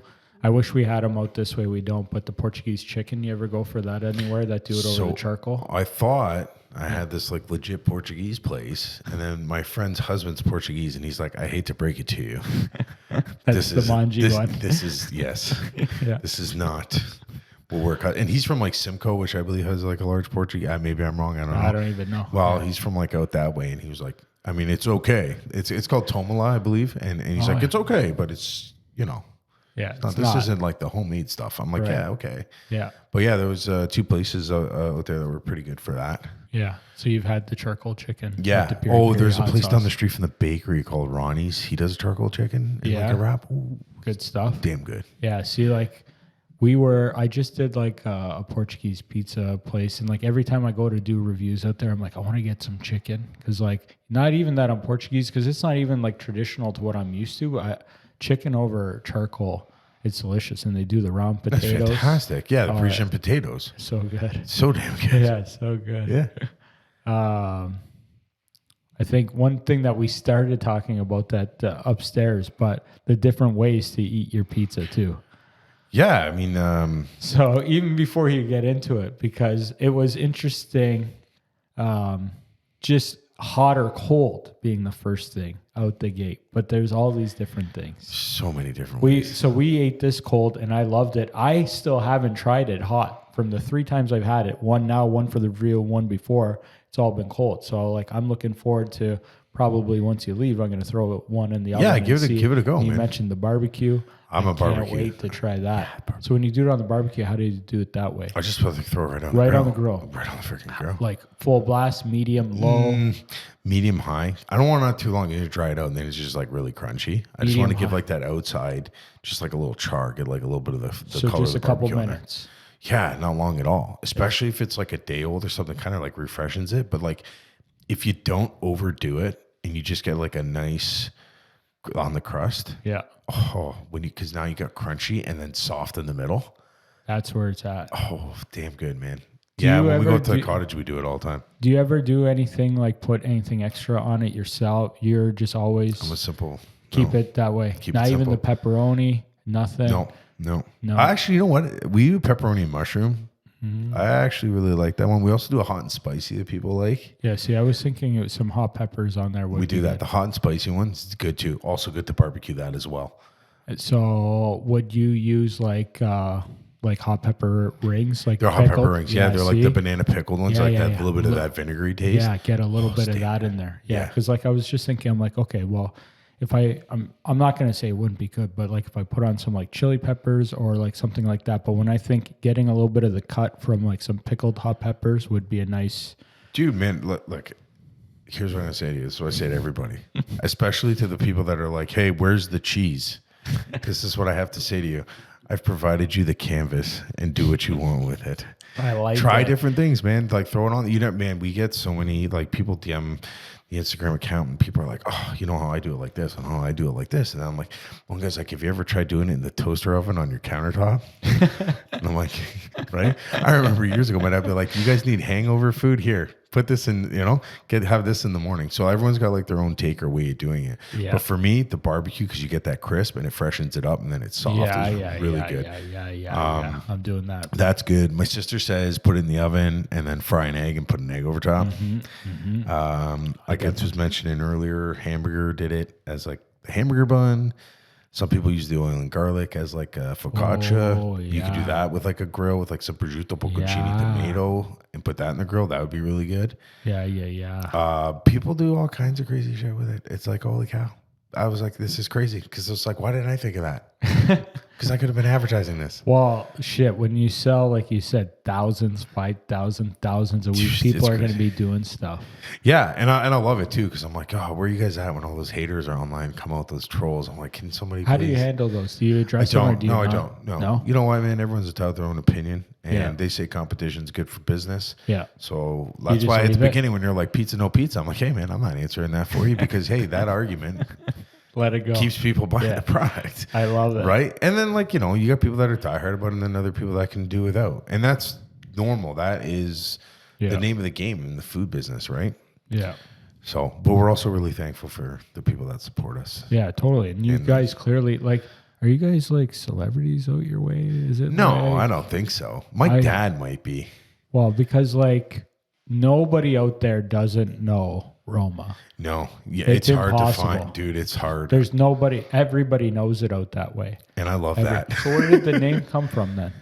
My grandfather, you know, it was a good move, but it was not a good move because Rome or Roma Yeah. is a place, Yeah. not copyrightable.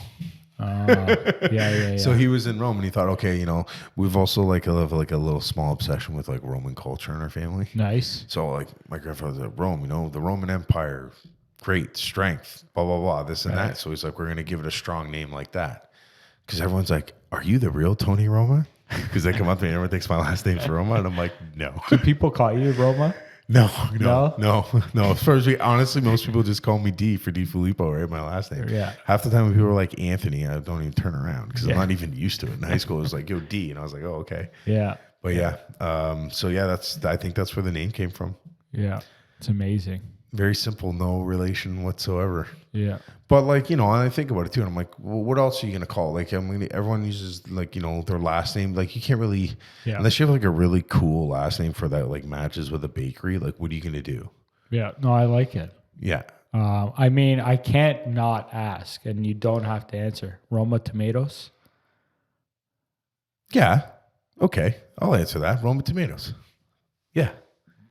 Roma. Yeah. There we go. I mean, I can't not. That's like No, right fair, that's there. fair. I think that's fair. Yeah. I told you if you poked enough, I'd give you an Well, answer. I got to like- give you something. Yeah, I mean, I don't want to go too much on it because, No. but yeah, No, that's good. yeah, Exactly. interesting. Well, like I told you, I grew up on a farm, so I grew Roma tomatoes, and that was always a popular one. Like that's used for sauce. Like, Dude, like a lot of the tomatoes like we use, like you don't even realize. People don't realize. I didn't realize. Yeah. Not to sound like people don't realize. I didn't realize. yeah, A lot of the ingredients that we use are made here in Canada. yeah, no doubt. You know, we use a lot of oil. That's made here in Canada. These No doubt. tomatoes are made all in Leamington, which is Nice. by Windsor. That's tomato capital of Canada. And dude, they're making a lot of tomatoes. But here's the problem. And this is where like the business problem solving side comes in. Is like, if there's a problem with the crop or something happens in Leamington, That'd be tricky. we're all fucked. Yeah, You know what I mean? Everybody that relies on tomatoes for business is screwed because they all come from the same place. yeah. And it's funny Well- because like all these sales were coming like, try our tomatoes. And I was just like, yeah, flip the cane over. I'm like, Leamington. They all come from the same freaking place. Do you ever try it, like not even for the pizza, but do you like whatever yours is? I tried recently a tomato product from California, Stanislaus, that I was really impressed with. Valoroso tomatoes, buddy. Very well acquainted with Stanislaus. They've actually flown my dad out there before. Yeah, We do a lot of business with them. yeah. Like I was really They impressed. have a very high quality product. Bro, like, so my favorite pizza is the Lock and Pork Over. So if you ever want to come and play golf and go there, My we'll go. dad was there not that long ago, and he said that was his favorite pizza. And my dad's a pizza snob. Get outta I here. swear to God, he was Yeah. like, I was out that way cycling with my friends, and we went to this place. I'm like, you remember what it's called, Phil? And he's like, just give me a minute. And he was like, oh, it's the Lock. And I'm like, oh, because like, you know, Welland and the Locks, like Yeah. you remember? And he mentioned, he's like, it was like one of the best pizzas he's ever had. so and he good. never compliments anyone's pizza. Bro, like, So there we go. Like whenever golf, pizza. Yeah, okay. Sounds good to me, man. But just recently, because just like them too, I never like, even though I do all these reviews and stuff, like sometimes, like I don't really know pizza, right? Like you can tell when you watch. Like I worked in a pizza place when I was 18 for a couple months. I've eaten a ton, but I don't know a lot of the how it's made, right? And I never really poke too hard because we've talked a little bit here, but as you can see, I'm not like digging too. I never do that because like however places want to make it and whatever. Now, if they want to, but anyway, at the Lock, I said to them at some point, I'm like, Josh, what sauce do you guys use? What are you doing over there? I'm like, I fucking love it. And he's like, Stanislaus, bro. It's and he true. told me and he came out and whatever. And I'm like, can I have some? And he gave me a can and we had a pizza party at home and we made it. I'm like, this stuff, it was so good. I called them and I said, I just want you guys to know that I've probably had over 1,000 pizzas, but I'm like, I've done over 400 reviews and I love your sauce. And I'm like, I want to try them all. I'm like, cause like I tried the one they use. Dude, they have like 12 different types. Yeah. Like I deal with like one of their brokers and like he came over and he's like, we have this new one called Tomato Magic. And I was like, oh, you even gave it a cool name. And like they have so many different kinds and like also a family run business for like generations down there. That's what It's they were saying. Really unique. It's a cool story, man. Yeah. Yeah, there's a lot going on down there in California. But again, a couple years ago, water shortage, right? So it's like, oh, what am I going to do now? Right? Got to figure it out. But happy to say Valoroso Stanislaus and their other products are probably the best tomatoes you can use for pizza. Yeah. When it's coming from a can, not your backyard, that's probably the closest you're going to get to high I know. quality. I was impressed. And really that's I said the same thing. Like I grew up on a farm, so I understand tomatoes. I picked 1 million of these things. I've eaten 10 million myself. To how tomatoes work for me too. I barely, if not, I won't touch them in the off season because like I don't even want to say I'm a tomato snob, but like tomatoes when they're grown in season, they're so like anything. good. It's like anything, right? Yeah. It's got to be. But even to me, tomatoes and corn are like two things that I like really won't eat in the off season because like I just spoiled from knowing. We're gonna have to keep that written down. If it's coming from you, you must know. You grew up on a farm. Well, I don't know. I don't know if I know. It's just like, and yeah, I learned it. But their product, I was really impressed with. Yeah, I got to give them praise, even though I don't like the prices anymore. Yeah, because everything's so expensive. It's like that's why I was like so comfortable saying, yeah, we use them because anyone that wants to use them probably isn't going to want to pay what they cost. Yeah, they've in my tenure at the bakery, they've almost tripled in the last 12 years in price. So it doesn't make it a very feasible. Yeah, but it's a damn good product. Yeah, no doubt. So the Lock. I gotta remember that. I have to try this pizza too, though, because I hate trying to over talk anything and then you try it and it let down. Everybody's taste is different. Okay, so you mentioned it. I got to bring this up because you mentioned these pre-assumptions of a pizza place. So recently, I was down in Arizona for my friend's bachelor party, and I went to the best pizza place in North America, Pizzeria Bianco. It's on Netflix. I don't know if you've seen it. Yeah. So I went there, and I was like, oh my god. I like rented a car to go there. It was way out of my way. But I'm like, when the next time I'm going to be in freaking Arizona, I got to fucking try this. Right. So we drove over. And like, needless to say, listen, his white parm pizza was like fucking insanely good. Yeah. But the other ones was like a wood fire. I was like, I can probably get this back home. Right. But they're still good. Don't get me wrong. I'm not downplaying it. But like to be like not labeled the best pizza, I was like, you're really going to have to knock my goddamn socks off, man. That parm one though, oh my god, the flavor, I couldn't believe it. Yeah, I was like, this is fantastic. What was it? It's Pizzeria Bianco was the name of the place. Yeah, and the white pizza. Oh wait, it was like just like regular. It was buffalo mozzarella, I believe, and it was topped with parm. But like when you ate it, you just got like this parm punch in the mouth. Like it was fantastic. He mills the flour himself, apparently. That is so rare. Oh, dude, you know how much work's involved? I've only heard of 2 places doing that. Yeah. Yeah, but people got to really appreciate and understand pizza if you're going to be milling your own flour. That's like the top level of pizza production. If you're I don't know flour, just so we're clear. Yeah. Yeah. Almost nobody does. No. I've only heard of it happening. I'm pretty sure a place when I went to Northern Ireland recently called Flout, he mills it there. And then I heard that Jay's Artisan Pizza used to do it in Buffalo when it was Jay that ran it. Other than that, no.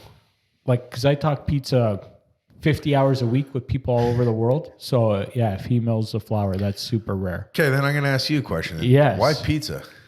This is a good question. So, it's been a transition. So like we started talking about making content and everything. Like when I started making content originally, okay, you say pizza, the question goes back farther. Why videos? Because 6 years ago, 7 years ago, I wasn't making videos. Okay. And I started making videos because I sell real estate.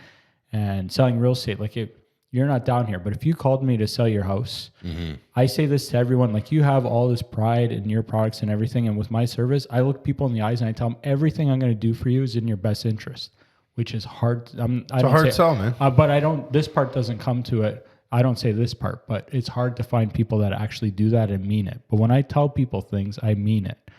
And like in real estate, I'll do anything for my clients. Like when I started in real estate, I put on 100 pounds because of all the reasons. Everything was put to the wayside because I was working. Yeah. I was busy from day one. But at one point along the way, one of my friends critiqued my marketing and he was right. But he said, your marketing sucks. And that's a good friend, by the way, when they give you bad news to your face. That's a good friend. Great friend. And I remember saying to him, what are you talking about? Because I was newer to the business. I'm crushing it, but I am average age in real estate is like 55, 60 years old. I had a Facebook page and I was posting, but it was shit. I had a company out of Montreal posting 3 times a week for me. 3 best ways to decorate your house for Halloween. 6 ways to organize your closet. Bullshit, but I was posting. And he's like, it's terrible. I'm like, people in my office don't even know how to print a PDF. I'm like, you're telling me my marketing's bad? He's like, it's terrible.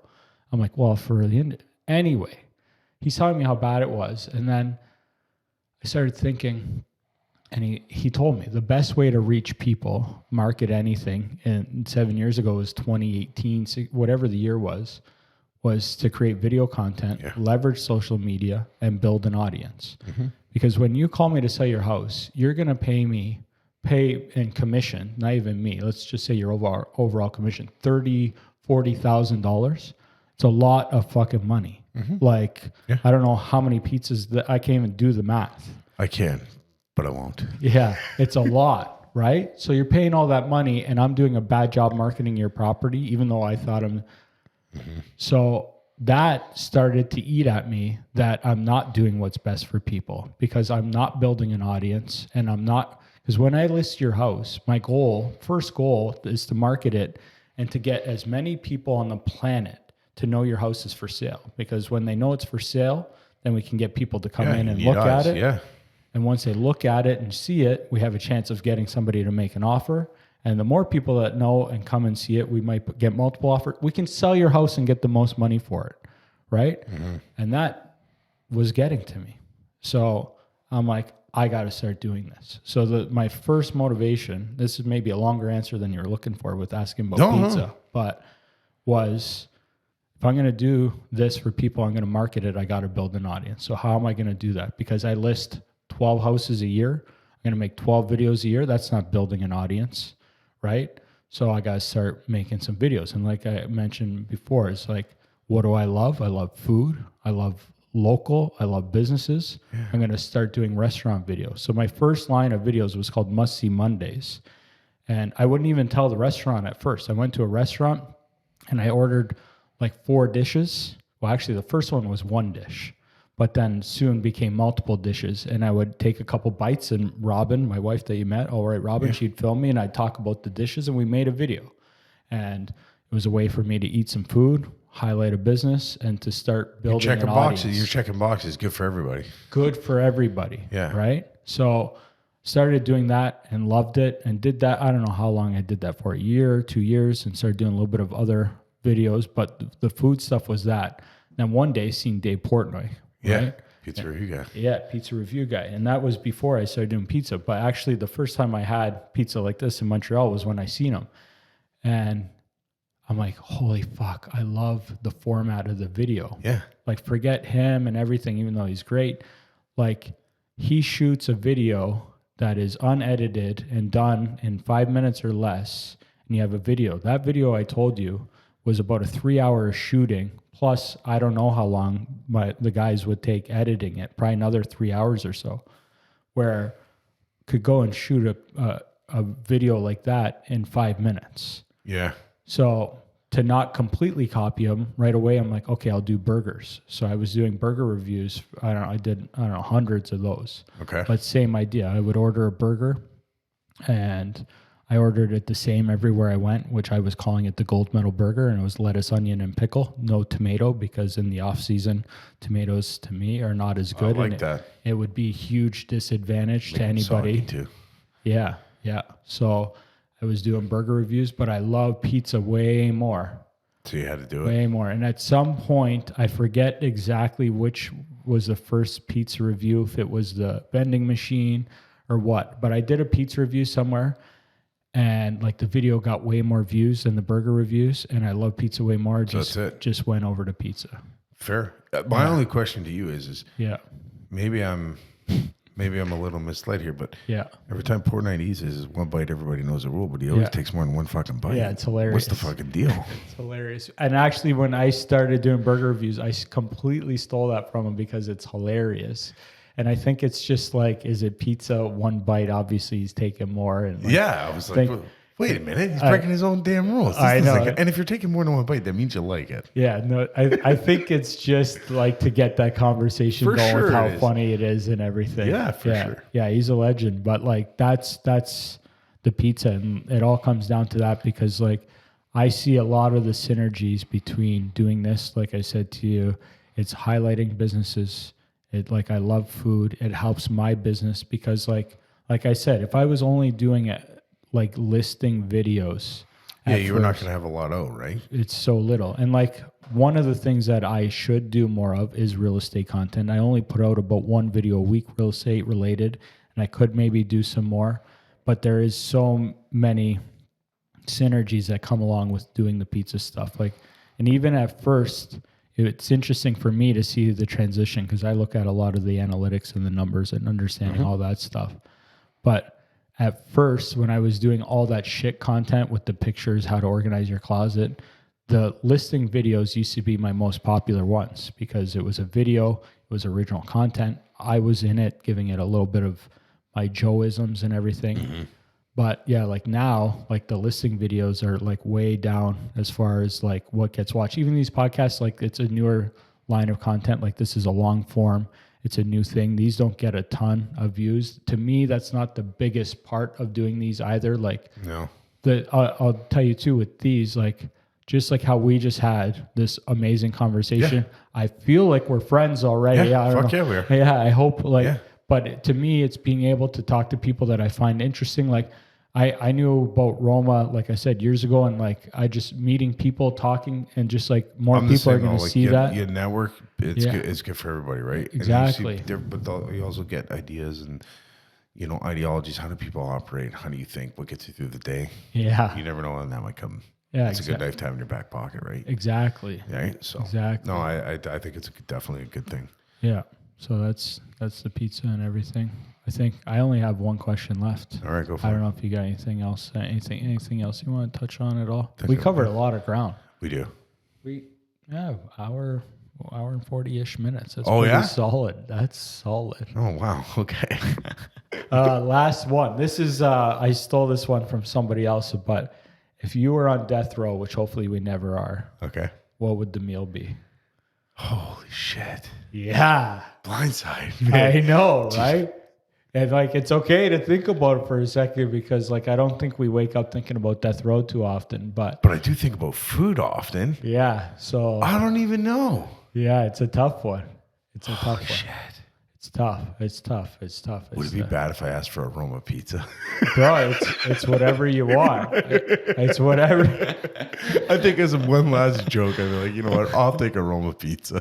Well, I mean, let me help you a little bit. There's a couple, like I've asked enough people, and the first time, sometimes people get stuck on like only one thing. But I'll tell you, if I'm on death row, I'm covering this table with food. 100%. So I'm not just gonna just have a Roma pizza. You're going to have a full meal. Yeah. And I got a full meal for you. You got it? I got it. I probably start.